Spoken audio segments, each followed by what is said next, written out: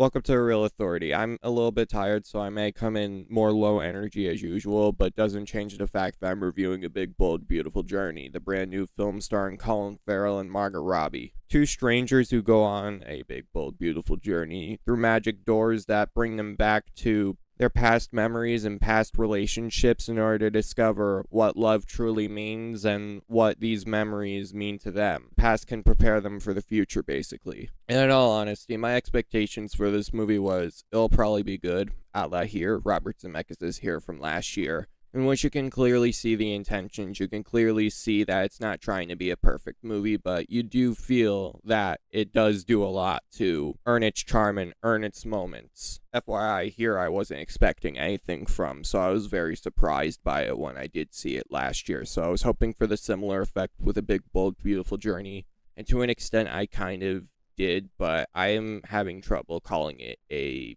fantastic movie. Granted, I wasn't expecting it to be, but it was a bit disappointing. But at least Colin Farrell and Margot Robbie are really good as their respective characters. Sarah and David are by no means perfect. Characters are well written, but I do feel the performances are charming enough to make this ride worth going on. They're talented actors. You've seen them do great stuff before, and while this doesn't rank among their best works, you know that they're doing a great job. For Kogonada, I do feel like his directing was very grand and ambitious, sometimes to the movie's detriment, but I do feel said epic scale and said ambition can be only respected. Like, you can't really address that as a negative because it really is appreciable.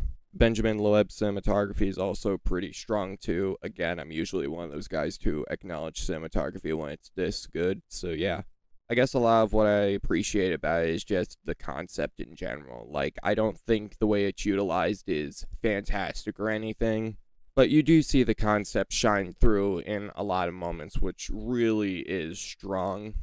Strong is a strong word. Plus, it leads to some standout scenes and emotional moments. I do feel like when a movie tries to be emotional, it does work. Unfortunately, the concept, while good, is not entirely compelling on screen. Like, in concept, the concept was great, but in execution, the concept's kind of, well, I mean, the setup in general, like, you would think it would be a simple setup, but it really does leave a bad taste in the mouth. Well, not really a bad taste, but it's more like stuff happens, and it feels like stuff happens for no reason. It feels like this movie has a very incoherent narrative, but one that also refuses to make any sort of sense.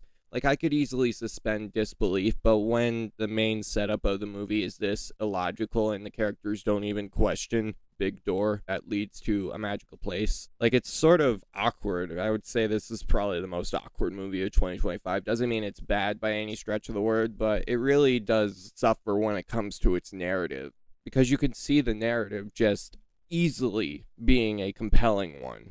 And the performances can only do so much. As the saying goes, an actor is only as good as the script he or she is given. And I do feel Seth Rice's screenplay is well-intentioned. That's one of the reasons why I do appreciate it more than I actually like it. But again, it has a narrative that refuses to make any sort of sense, and that's one of the reasons why I left kind of baffled, because you could have easily just explained it away in like one or two words. But when the first scene of importance is just spitting out illogical lines of dialogue that really is just ham-fisted, like feeling like it's trying to bring the point home rather than, letting it sit. Yeah, it just kind of feels awkward. I don't know. Maybe the negatives are just a constant, but they really keep the movie back from being great. It has a lot, but your narrative should really be consistent if you really want audiences going on this big, bold, beautiful journey. So the Real Authority would approve for streaming. 6 out of 10.